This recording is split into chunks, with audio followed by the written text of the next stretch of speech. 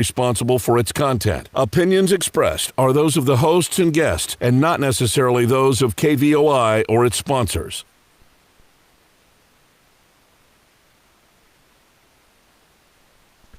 Hey, good afternoon, everybody. Welcome to Eye on the Ball. I'm Steve Rivera alongside co-host Jay Gonzales, and you're listening to 1030 The Voice. Welcome to another Monday. Jay, how are you? Hanging in there again, Steve. It was a hot weekend, so it does not discriminate. Everybody suffered. It does not. I didn't even venture out to do any golfing or anything. We got.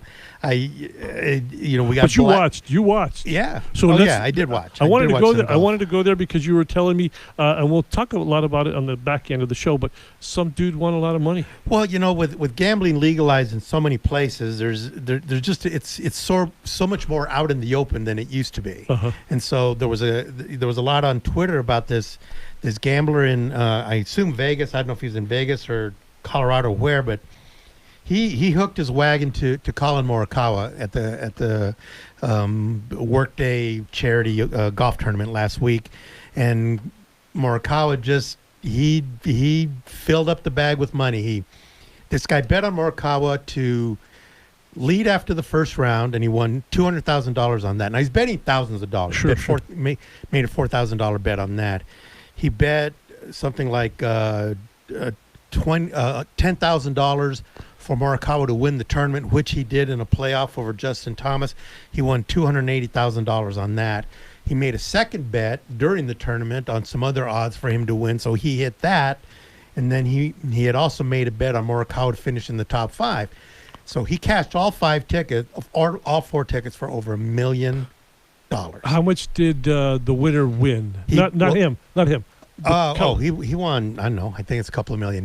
He was a couple. Yeah. Okay, so he almost won. Yeah, the gambler won. He won without having to play, right?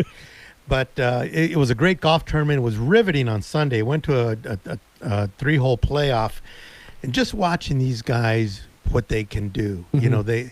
The PGA took that tagline. These guys are good. They're really good. Yeah. Colin Morikawa was a year out of Cal. He went to Cal and played golf there. He's already won 2 tournaments.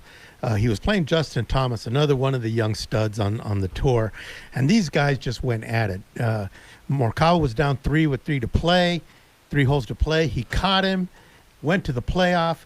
On, I think, the second playoff hole, Justin Thomas drills a 50-foot putt, and Morikawa's got about a 25-footer that he's got to make just to keep the playoff going, and then he makes it. Yeah. And then they go to the next hole, and Morikawa wins. Do you think the guy who gambled was sweating it out? I doubt it. I don't think he was sweating it out. If he's got that kind of money to play. Yeah, right, exactly. Right? If he's got that kind of money to play, he's just having fun. Sure. But that's the juice of it. I mean, I would have been, if I had $25 on that, I'd be sweating it out. But that's the fun of it, I was going to say that. When was the last time you hit a big, not a big money thing, but when your stuff could not miss?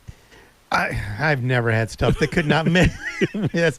But you know what I'm saying? Yeah. You go to Vegas, or even with the friends, you say, God, I can pick anything, and it just doesn't stop. Yeah. This one time we bet a couple of years ago, we bet a 10 team money line parlay. So how much did you put? Everybody just put like $20 into it. Okay. There were a bunch of us. So all we were going to win was like $40. We were going to collect $60. It was really not a lot. But what we were doing is we were betting on heavy favorites. Okay. Because you were betting money lines that were sure. Sure. I mean, one of the games we had, it was Ohio State playing Maryland. This was when Ohio State they were undefeated. I see what you're saying. All that kind of stuff, and they were playing Maryland, and we had that in our. So Ohio State, and it was just all Ohio State had to do was win the game. Mm-hmm. And I don't know if you remember this game a couple of years ago, but Ohio State was down like 3 touchdowns at halftime, and we thought, we're going to lose that one? Yeah, that's the one we're going to lose. That was a gimme. That's the one we're going to lose, because there were a couple of even money kind of games. And we thought, we're going to lose the one that was a sure thing. Yeah. Ohio State came back and won the game, but we sweated that one out the whole way. Yeah, we ended up hitting that parlay, but we didn't win a bunch of money. Oh, okay. It was just a thing to have something going the whole week. Sure. So I was going to say, because golf is back and slowly but surely we're going to get the other ones. I shouldn't say surely. You must have some of your sports salivation satisfied? Oh, yeah. Because, watching golf. Look, I was inside the house Saturday and Sunday because it was just so hot. Right. And then, and actually on Sunday, because they were expecting weather at the tournament, They started early. So when I woke up, the final round was on, and it ended like by noon. So, I got my first half of the day, was locked in. Nobody was bothering me. I was laying on the couch. I was watching the golf tournament, and I was riveted to the TV watching that. Right. No, that was a good weekend for you. Yeah, it was fun. Outside of the 130. Well, you didn't have to deal with I the didn't have 130. to, You were inside. except for getting blasted and trying to make sure that our patio furniture didn't blow away on Saturday night. We got hit hard. Right. Let's talk real quick. We're going to have former U of A basketball player from the 60s, Warren Rustand. I call him the Steve Kerr before Steve Kerr was Steve Kerr, because he's that smart dude who's just got it all. Smart guy, was a great athlete. He was an All-American, and he was an academic All-American, all whacked 3 times. So he was a great athlete.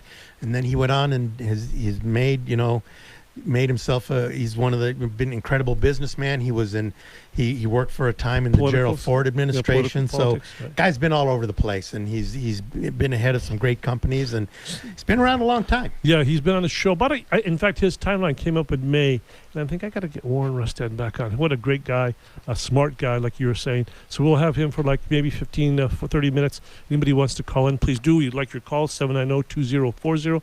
Another week of sports getting closer and closer. We'll see more. Well, we have a couple minutes. Another league shut down. Another league shut down. Oh, at least for the winter. Well, the Patriot League shut its fall sports. They're going to go to the spring for football. That unfortunately affects a local kid, Will Parker, the son of Glenn Parker, who got a scholarship to go to play at Colgate, and he's got no football to play this fall, which is probably the first time since he was 6 years old, maybe, or however long he's been playing. But we're starting. There's a little bit more of that. You're starting to see the smaller schools go towards that, in large part because the revenue isn't as big a deal to them as it is to, say, the SEC, the Pac-12, and those guys got to figure out a way to play. Right, and you'll see that because they're not going to be making any money from the bigger schools. Right. Like Arizona was supposed to play Portland State. Right. And that was a lot of money. Right, that cost Portland State $500,000. Yeah. I did see that Hawaii, though, who lost has lost 4 games now because of reschedulings. One of them was from the Patriot League, and 3 Pac-12 games. They scheduled Robert Morris, and I'm like, do they know what's going on here? They scheduled Robert Morris for September 26th. I'm like, who's going to go where, and how do you think you guys are going to play? Right. You think it's too early in the game? I just don't know how they're going to do that. Yeah. Well, this is still too early for a lot of different things. I mean, when you're there, you're there, but it's we don't know. I don't know. I just don't know. You just hear a lot more gloom and doom in the media. I was listening to the Yahoo Sports podcast on the way in. Three prominent writers, Pat Forty being one of them, who was also on Dan Patrick, and he is incredibly pessimistic about there being any college football. I'm this with fall. him. I don't know what scale of 1 to 10. He's like, it's not happening. Okay, so I'm right below that. What does that mean? He says he just thinks it's not happening. There's just not any way that it can happen. Especially when you continue to see stories of college students having parties, and there was a report of a college party in Michigan that had 50 people at it, and 40 of them got the coronavirus. I'm like, what are you doing? Yeah, and we've talked about this ad nauseum for the last month. Right, and again, I'm passing that along not knowing it's a fact. Right. I'm just telling you that these guys mentioned that, and I don't know if that really happened, but whether that happened or not, those kinds of parties are happening. No, we do know that. We talked about that in Alabama, other places. Cal, it's happening up at Cal. All kinds of play, and I'm sure it's going to happen at the U of A. Let's take a quick break here at 10:30 The Voice and come back and talk to Warren Rustand.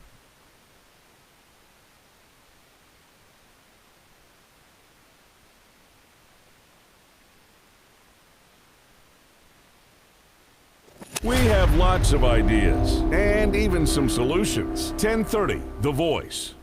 Time to update those old kitchen cabinets? Call the Window Depot today. The Window Depot is not only the #1 warehouse for windows and doors, we now have a great selection of kitchen and bath cabinets at Tucson's best prices. The Window Depot is Tucson's top spot for granite and quartz countertops to finish the new kitchen or the replacement of that old worn-out Formica. So call us today at 290-8545 or 622-6430. The Window Depot, windows, doors, granite, and new kitchens. These days, most families are concerned with having the right insurance coverage. Protecting your family, home, auto, and other valuable possessions can be challenging and sometimes expensive. Crest Insurance gives you flexible options and solutions while saving you money. Insurance is not one size fits all, and at Crest, we find the coverage that's best for you and your family. Visit us online at www.crestins.com or call us toll free at 888-881-5765. There's a place in our house. For 70 years, Benjamin Supply has been keeping Tucson flowing. Hygiene is our business. We help you achieve extreme clean. Minimize germ spreading with a hands-free sensor faucet. Forget the paper panic with a washlet seat. And speaking of waterworks, a big thanks to plumbers for their essential efforts during this health crisis. Shop our downtown showroom by appointment. Call us at 777-7000 or see all the products online at benjaminsupply.com. Thanks to Benjamin Plumbing Supply. Hey Tucson, it's me, Dave Ramsey. Every day I get calls from people in difficult situations. Maybe you've been furloughed. Maybe this crisis has put a strain on your relationships. Or maybe you're just scared and you don't know where to start. Well, I'm here to tell you guys that there is hope. We'll walk with you and show you how to take control of your life and your money right here on The Dave Ramsey Show. Live at 1 on 1030 The Voice. Trusted local news and talk. This is The Voice, 1030, Tucson's trusted news and talk.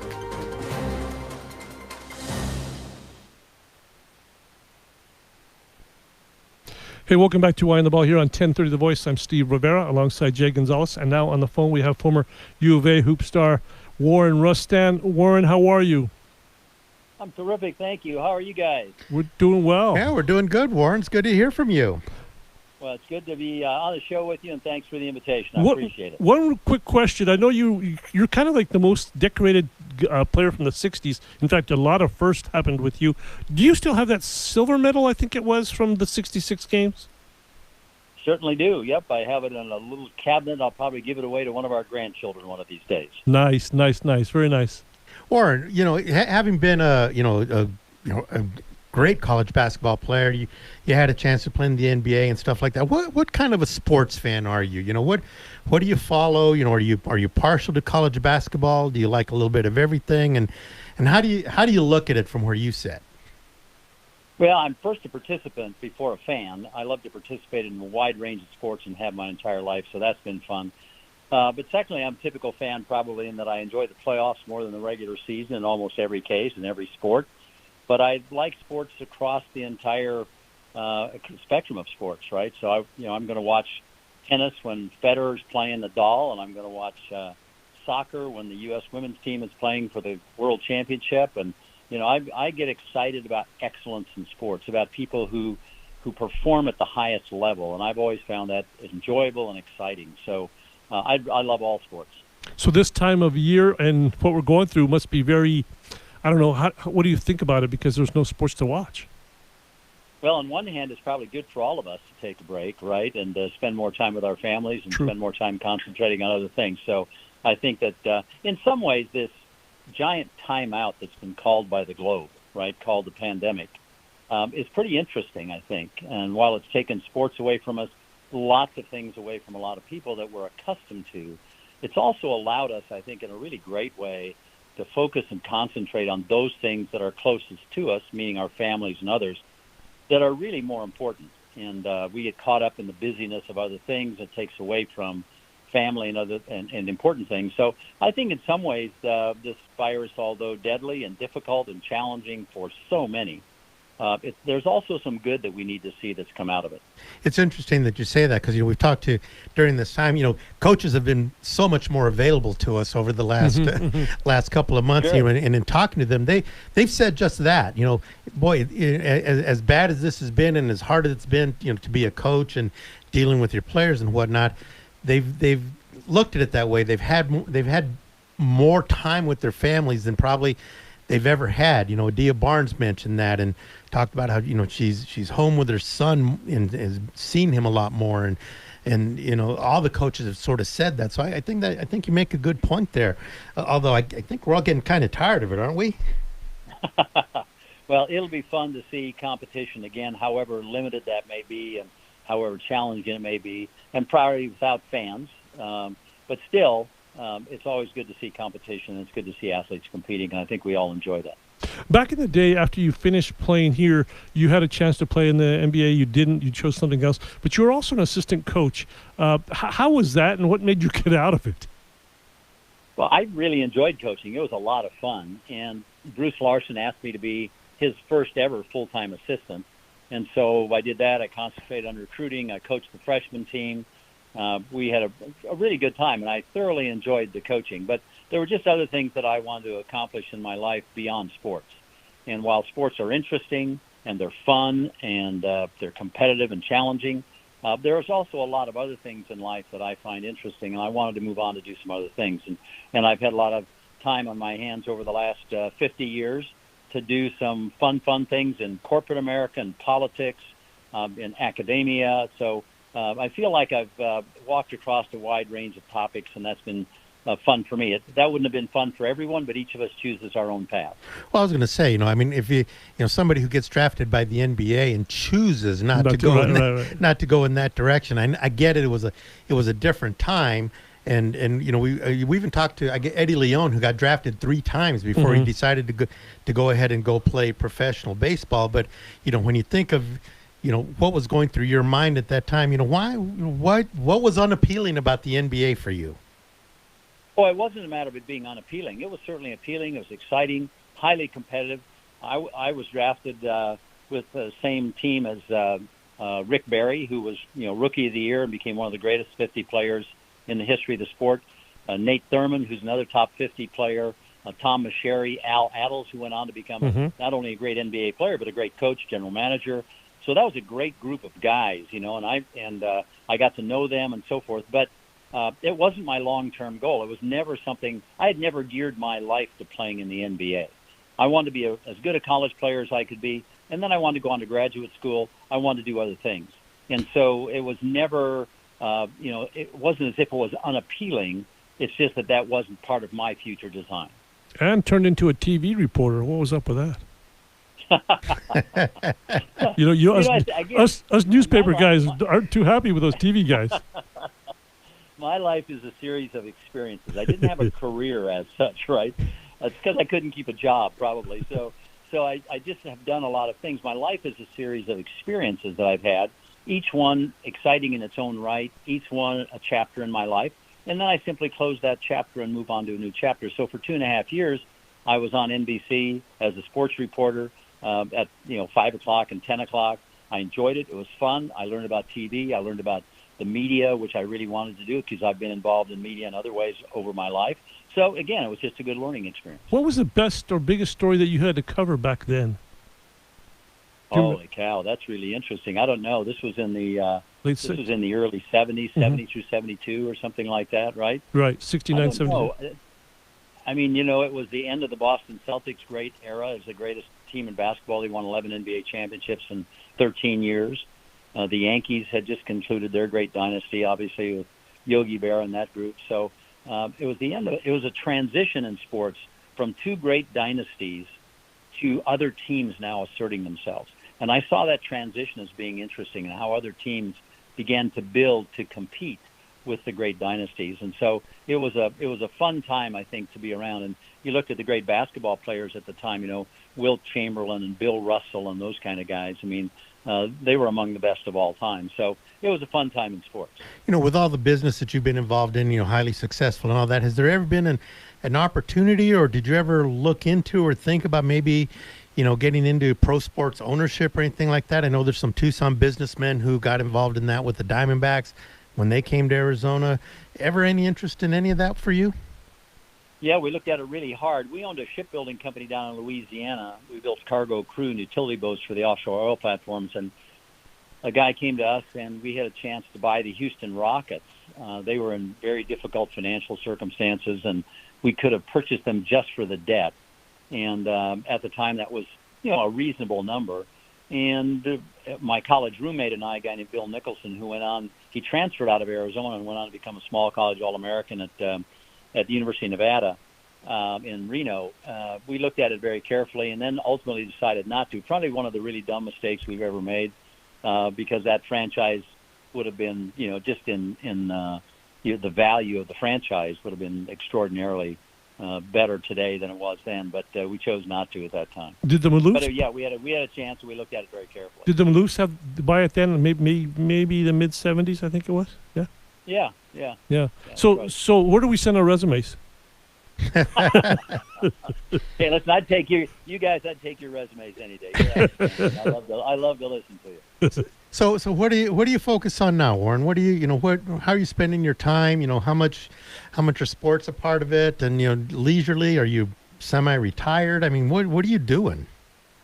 Well, long time ago, I asked my dad. I heard him talking about retirement with some of his friends when he lived on a farm in Minnesota. I was about 10 years old. And I said, Dad, what does retirement mean? And he gave me a classic definition. He said it means living by choice. And I thought that was a great definition. So I've technically been retired since I was 21 or 22. And I just live by choice, right? So the last 10 years, I've really focused my time, 13 years, I've focused my time on coaching and teaching entrepreneurs all over the world. And so I work with a group of about 14,000 entrepreneurs in 100 countries, and I spend time traveling all over the world, coaching and teaching them about how to build their business, how to scale their businesses, how to do strategic planning, how to select the right talent, all those kinds of things. And while I'm doing that, I was also CEO of two major corporations, a $2.5 billion company and another billion-dollar company, so I had fun doing that. So, I always try to keep busy in a lot of things. And then, of course, in our family, we've had two All-American athletes, two All-American golfers, our oldest son, Eric, and our youngest son, Clark. And then we had one of our sons compete at University of Hawaii, was on the basketball team, University of Hawaii. All of our kids are athletes. They all compete in lots of sports. So even today, tomorrow night we're going out to play pickleball like crazy, and we still play tennis and pickleball and ride mountain bikes and do all that kind of stuff. So I'm not sure I'm ever going to slow down. I think you just go as hard as you can to the finish line, and then you collapse and hope you can break the tape, and that's about it. I've been retired since 21 like you. I wish I would have saved more money because, God, you know how this journalism world is. It's not, you can never have enough. You guys are making a fortune. Let's go. Now you're just trying to be nice. How does that happen with the kids? Because obviously golf, you can do that all the time, and the kids, you and your wife must have a lot of athletic ability, and these guys are not simple guys. They're good guys. Yeah. Well, my wife's a good athlete. I try now and then, and we just have always played sport and always done sport, and we just always took our children with us when we were competing. So they were always with us on the golf course, the tennis court, wherever, and they just naturally gravitated to sports. And they were all multi-sport athletes. Our only daughter, we have 6 boys, but our only daughter led Sabino High School to the only undefeated season in the history of volleyball, girls volleyball in the state of Arizona. She was a state tennis champion. She's a great swimmer. She's probably the best athlete of all the kids. But they're all athletes, and they all play multiple sports. I think that's one of the things we see today that I might take slight exception to, is this notion that we want children to specialize so early in their life. I'm not sure their bodies are made for that, and I'm not sure that's good experience. The greatest athletes that I've known over the years have been multi-sport athletes. Warren, more than one. We're going to take. I just think it's better for kids. Yeah, no, I agree with you. More eclectic. Can you stick around with us, and we're going to solve the world's problems on the other end of the commercial here? Absolutely. Great.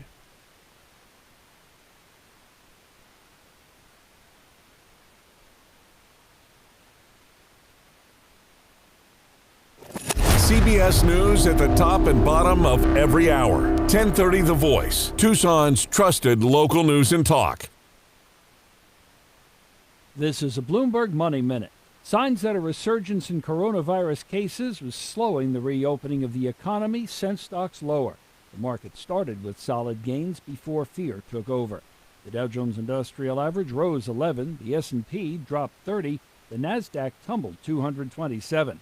Another empty store in the mall. RTW Retail Winds, parent of New York & Company, has filed for bankruptcy and may close its stores. Nearly 5,000 jobs are in danger. The travel industry crash may force Southwest Airlines into its first-ever layoffs. CEO Gary Kelly says passenger traffic would have to triple by year-end to avoid layoffs. Employees have until Wednesday to apply for voluntary separation. Middle seats will remain off limits on JetBlue through September 8th, long enough to cover the Labor Day holiday, extending a policy that was to end this month. Delta and Southwest also continue to block some seats. Larry Kofsky. CBS News Update. In a new blow to businesses in the state, California Governor Gavin Newsom has again closed down bars, gyms, and other indoor businesses to battle the coronavirus. Hair salon owner Giuseppe Franco. Nobody expected this, but if they closed it, the government, then you got to help people out. The restaurants are just open. The mom and pop stores. Florida had more than 12,000 new cases today, and Governor Ron DeSantis wants to improve testing. A lot of times they're not getting their results back for 7 days. Obviously, we want to improve that. And so what we're going to start doing is establishing dedicated lanes, particularly for people who are symptomatic. Many school systems are trying to decide what to do about the fall. CBS's Janet Shamlian. Here in Atlanta, school officials are voting on whether to start the school year virtually, online only, for the first 9 weeks, something one board member calls a failure. CBS News Update, I'm Pam Coulter. Where you bank really does matter. Hughes Federal Credit Union is proud to be recognized by Forbes as one of Arizona's best credit unions 3 years in a row. This national recognition highlights our commitment to high-quality products and services, our customer service, digital services, and financial advice. At Hughes Federal Credit Union, we offer low rates on loans, lower fees, and many free services. Make the switch. Join Hughes today. Visit hughesfcu.org/best. Certain restrictions apply. Insured by NCUA. It's those guys from Tucson Appliance Company, the best appliance company in Tucson. For the month of July, we're going to donate 2% of our sales to a local charity from in-stock purchases. Come shop at our store and work with our amazing sales team. Dustin, David, Brian, Alex, me, and Peter. You can choose from a list of local charities for us to donate to. The only way we can give back is if you shop local. Only at Tucson Appliance, where our low price is your priority.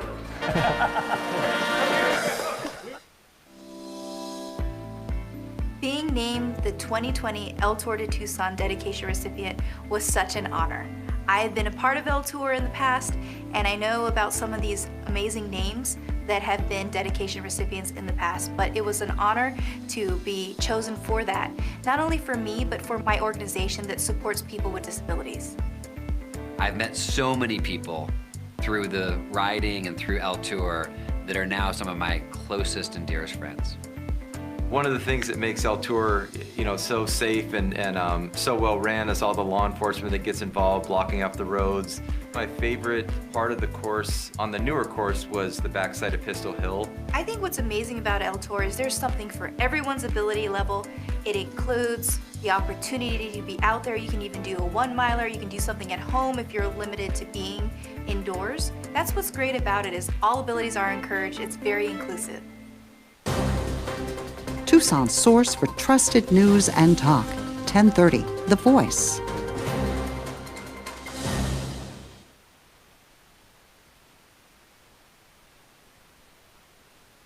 Hey, welcome back to Wine the Ball here on 1030 The Voice. I'm Steve Rivera alongside Jay Gonzales. And on the phone we have Warren Rustand, formerly of the U of A, big-time business guy. Warren, we wanted to pick your brain. As like we said, a highly successful businessman. You just said you led $2 billion companies. Okay, if you're the commissioner or the executive director of the NCAA, what are you doing right now to try and demonstrate a little leadership that I think there's a pretty much an impression out there that the NCAA hasn't been able to lead with all this going on? Yeah, I think it's a difficult job, right? I think there are a lot of critics of the NCAA right now. There's certainly a role for the NCAA to play, and whether or not it needs to be a billion-dollar business or not, I think is something else. But I think all of the issues associated with the NCAA are now under scrutiny, and they're trying to lead during this difficult time, and I think that's very, very hard to do. I think we're going to get more leadership out of institutions and conferences during this period of time, probably, than we are out of the NCAA. If you take the issue of athletes being able to use their likeness for monetary gain while they're in colleges and universities, the NCAA really has been trailing on that issue for a long time. It fought it for a long time and then slowly got on board, and then arguably it's on board, but the guidelines are yet to come. Do you think? And I think that. Go ahead. Go ahead. No, you go ahead, please. So I think that the NCAA has to be a leadership organization and it needs to get out in front of the critical issues facing intercollegiate athletics today. And I think they've failed to do that. They've been focused on enforcement and being people who want everyone to abide by rules. And the rules book now is, 1,500 pages long or something like that. It's only become increasingly complex and difficult. And I think what schools want and what athletes want is just fair competitive process and an honorable way to conduct sports at the university level. Because everyone's going through this situation now, do you think that maybe 2020 will retransform the way people think and the NCAA will be different now, or how you could talk, like you talked about, maybe the conferences will take more control of their own area? Yeah, and I think we're seeing some of that with Dr. Robbins' leadership on the issue of the coronavirus with the Pac-12. And I think we're going to see some strong university presidents who are going to drive conferences in a particular way. So I would say if the three of us sat down and we said, okay, clean sheet of paper, we're going to create something called the NCAA. What would that look like today? And would it be different than what it is? And I believe it would be different. And I think they can still I think they can create the compelling model that will provide leadership, but I think it has to be reinvented. I think it's an organization that needs to be completely reinvigorated and reinvented to be relevant in the future. So you mind a call from the NCAA? you could tell them this. I think we're just going to go ahead and call HR and see if they've got an opening over there. That's a good idea. I'd be more than happy to help them. That's what we do for companies all the time. We reinvent companies. Well, you know, and really that's it. And I feel like it's become this big giant Titanic of a ship that just can't seem to change directions when it needs to. And to not sound trite about it, it is about to hit the iceberg if something doesn't change with it, because you've got all the colleges and the conferences who are just kind of sick of how they do business. Yeah, I think there's a lot of frustration. I think the NCAA basketball investigation that we've seen now ongoing for 3 years is a classic example of that, right? It takes forever to do investigations, to get judgments from the end. And it always seems to penalize the institution and to penalize the program and the kids after something has happened, when those kids are either gone or the coaches are gone or whatever. And so it never seems to fall squarely on the shoulders of those who perpetrated whatever crime was reported, right? So I think it's an unfortunate situation. As I say, I think it needs to be reinvented. I think it could still be a great institution, but I think it needs real work. Well, what would you change about college basketball right now? Oh, my goodness gracious. I'd shorten the season, number one. I think we're getting into almost 40 games. If you go all the way, you're almost at 40 games a season. That's just too much for college athletes. I think we need to rethink the role of sports and universities. I think there's a different role for those who don't want to go to a university and would like to go to development leagues or go to minor leagues and places like that and prepare for the pros. And I think that's fine and well, and kids can make that choice. Kids who enroll at universities, the university is a special place, and we need to treat it that way. It's a place to be educated, not to become a professional athlete.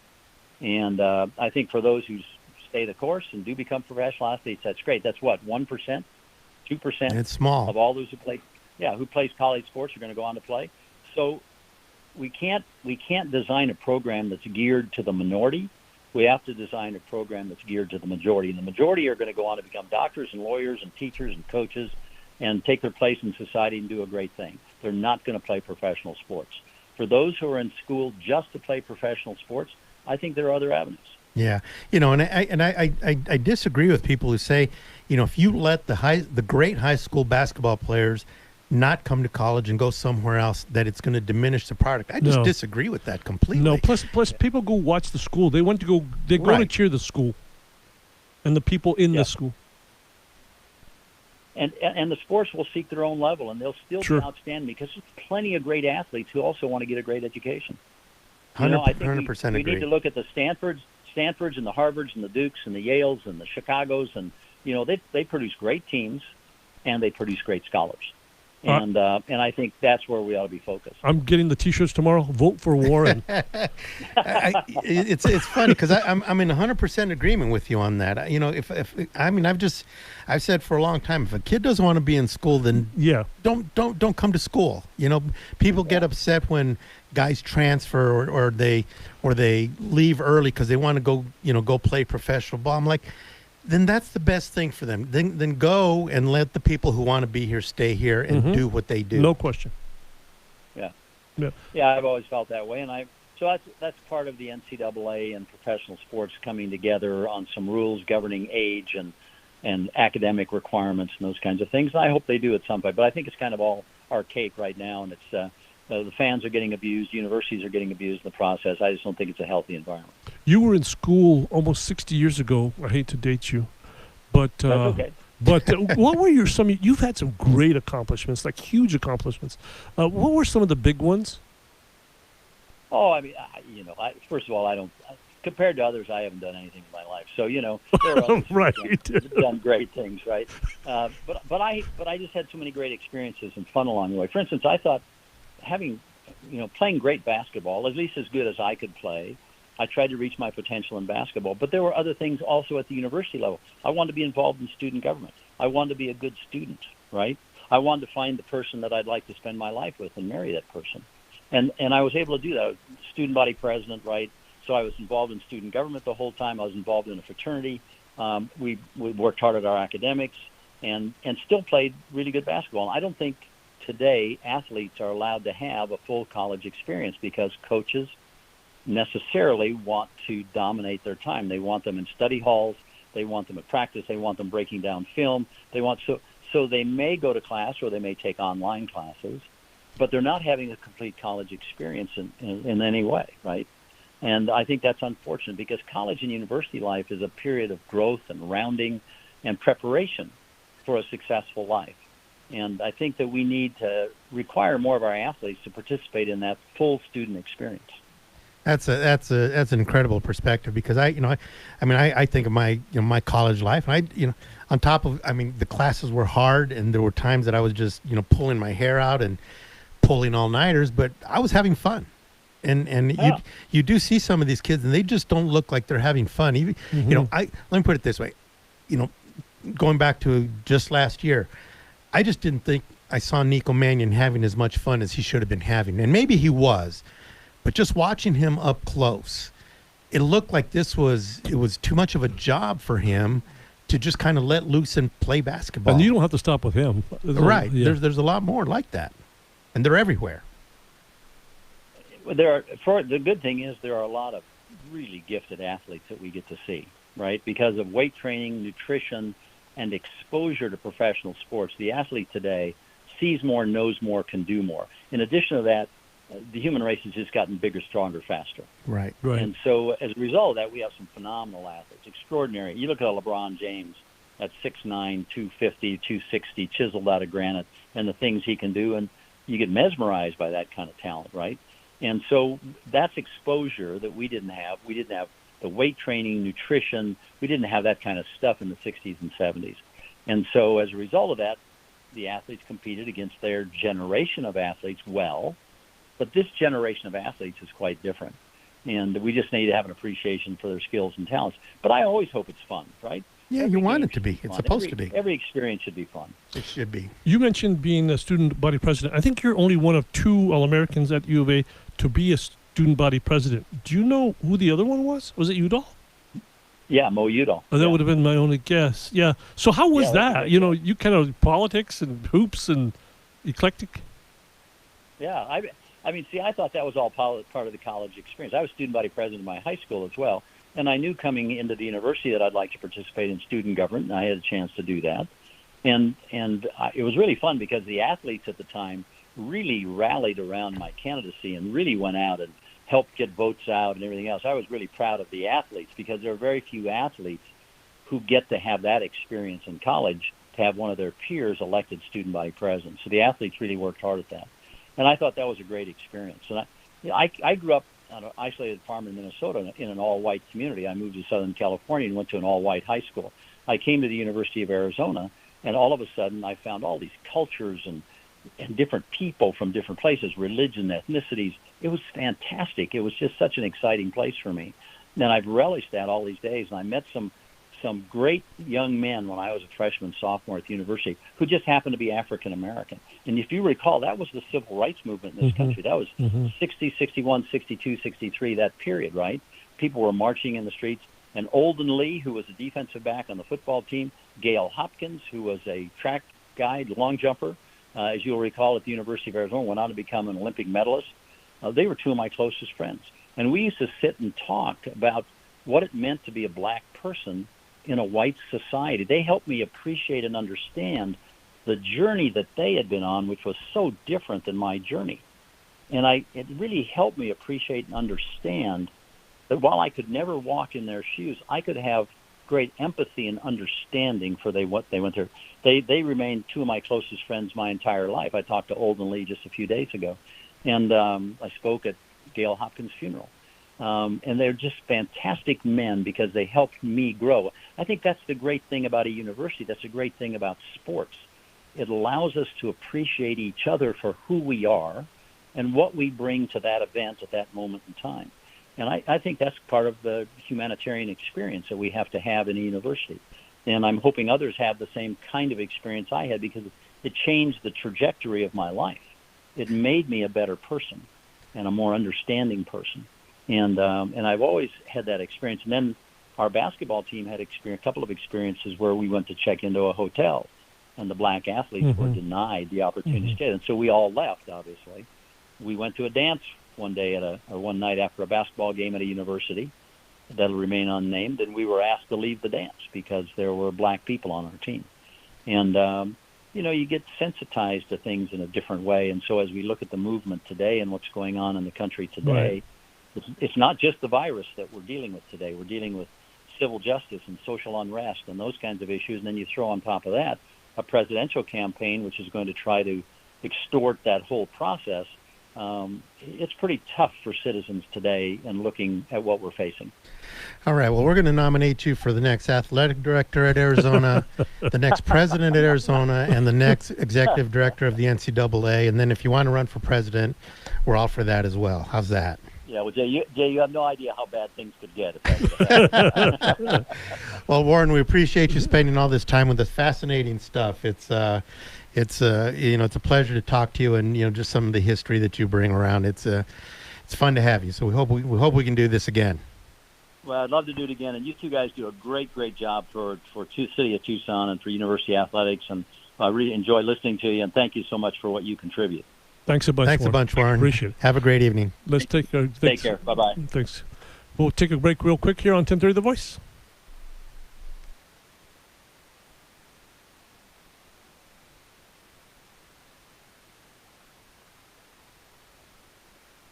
Miss a show? Check out the podcast at kvoi.com. Camille Rivas Rutherford with Coldwell Banker Realty has been one of the top producing real estate agents in Tucson, Oro Valley, Marana, and Vail for more than 20 years. Let her help you find your dream home in southern Arizona. Her passion and enthusiasm for real estate has helped her become one of the most respected and trusted realtors in the area. And she was recently named a recipient of Coldwell Banker's 2019 International President's Circle Award. Camille's approach to sales and marketing and selling or buying a home is second to none. Give her a call at 520-250-5192. It's those guys from Tucson Appliance Company, the best appliance company in Tucson. For the month of July, we're going to donate 2% of our sales to a local charity from in-stock purchases. Come shop at our store and work with our amazing sales team. Dustin, David, Ryan, Alex, me, and Peter. You can choose from a list of local charities for us to donate to. The only way we can give back is if you shop local. Only at Tucson Appliance, where our low price is your priority. There's a place in our house. For 70 years, Benjamin Supply has been keeping Tucson flowing. Hygiene is our business. We help you achieve extreme clean. Minimize germ spreading with a hands-free sensor faucet. Forget the paper panic with a washlet seat. And speaking of waterworks, a big thanks to plumbers for their essential efforts during this health crisis. Shop our downtown showroom by appointment. Call us at 777-7000 or see all the products online at benjaminsupply.com. Thanks to Benjamin Plumbing Supply.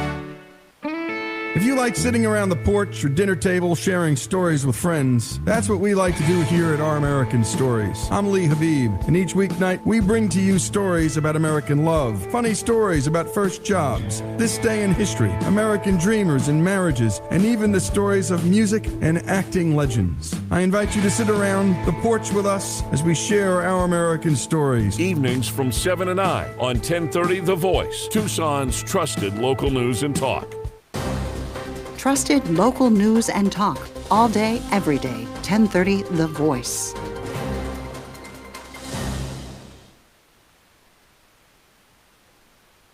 Hey, welcome back to Eye on the Ball here on 1030 The Voice. I'm Steve Rivera alongside Jay Gonzales. So, Jay, when was the last time you went to Smart Church? Seriously, never, first of all.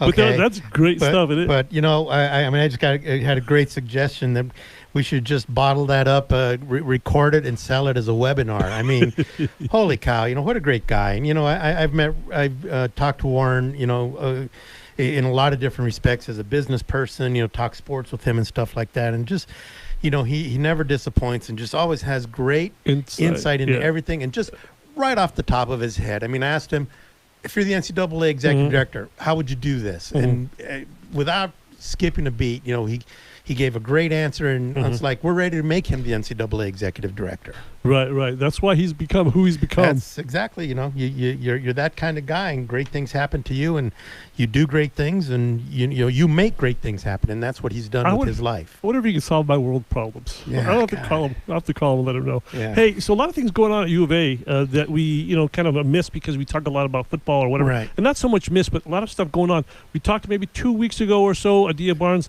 someone threw her name out for the Duke job. Yada yada. We knew it was not going to happen.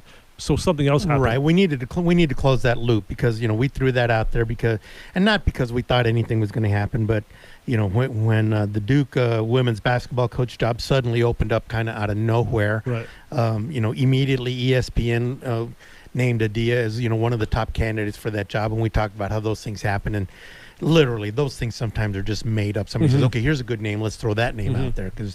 And just to close the loop on that, Duke has hired their coach. They hired an assistant who was actually a female assistant who was in the NBA, and so they've got their coach.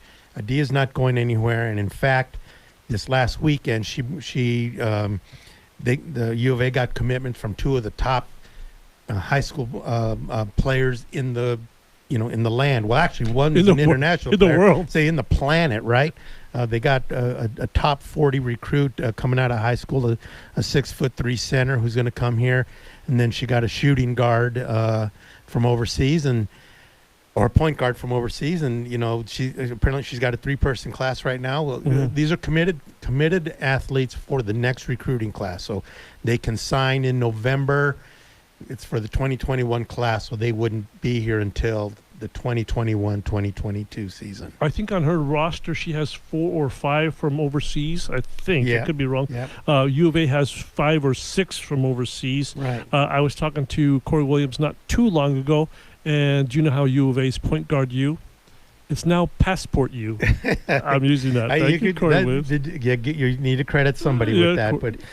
Adia's just clearly got this program, on a roll, and it's one thing when you have a great year, and those players leave, and then you kind of rebuild or go back. She's clearly got the ball rolling with this program. No question. In fact, didn't we talk about this maybe a week or so ago with maybe Anthony or maybe Lev when Rich Rod had the program going kind of in the right direction? They played in the festival because that rarely happens. They didn't capitalize on their success. Right. When right. you know that they should have. They should have, and it happened a couple times in the Dick Tomey administration, and even with Larry Smith back in the day. So, it's hard to keep it going, and again, these kids got to get here and they've got to play, and we got to see how good they are. But on paper, she's clear. What she's done so far from a recruiting standpoint is clearly paying dividends right now.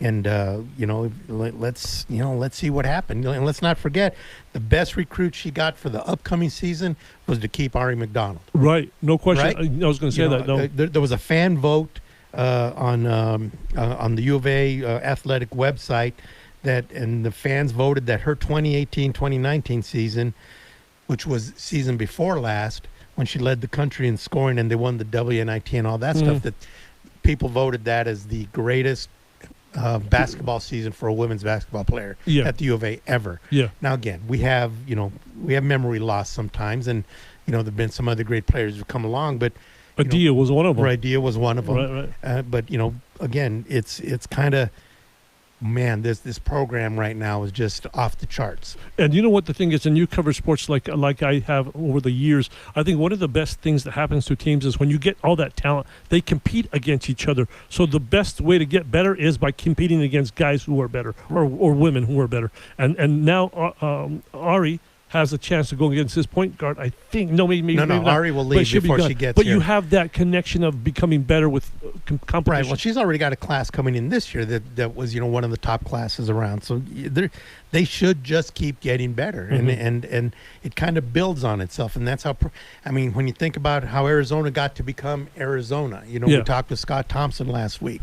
No question. They they got good players, then they got better players, and then better, and it just built until it became this thing that Arizona basketball now is. And Luke's teams became that. You had Right. Richard Jefferson going against Luke Walton, blah, blah, blah. The guys who couldn't handle it left. Exactly. They transferred out. They would transfer out because the competition was obviously just too much. So I'm not gonna be able to play here, so I'm leaving. And God, look, you need to do what's the best thing for you. But there's nothing like competing and That's how you get better. Succeeding. That's how you get better. That's how you get better. Yeah, no question. And you put it up for guys who do stick around and compete and get better. The T.J. McConnells and the Solomon Hills and guys like that who stuck around.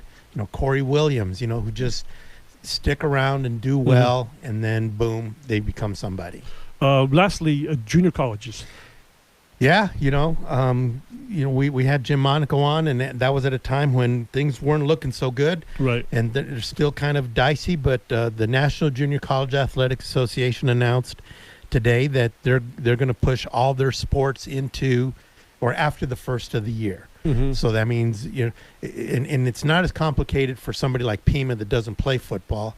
It means volleyball, right. Cross country is going to stay in the spring, in the fall, because that will allow those athletes to compete in track, and that's not a sport where people are close with each other. But sports like the men's and women's soccer and volleyball, and then we'll move into the spring, and then men's and women's basketball will not start till after the first of the year. I want to get a hold of, maybe we can get a hold of Dave Cosgrove and talk about that. He just 2 years removed from a national title in soccer, one of the best programs in the country. See how that'll affect him in the spring. Sure, but the Maricopa County Community College group has not decided what they were going to do. Now, all their chancellors recommended canceling all sports for the school year.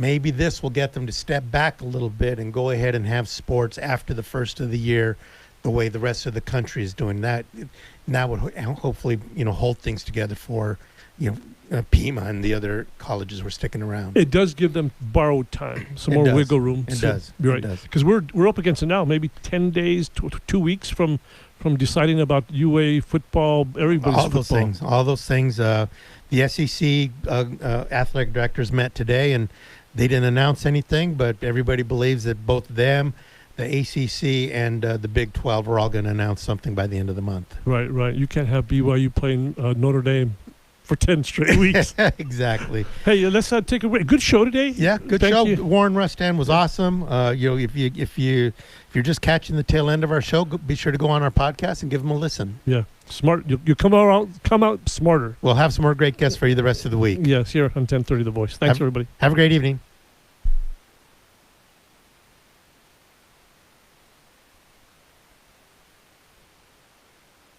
KVOI Cortero, AM 1030, the voice of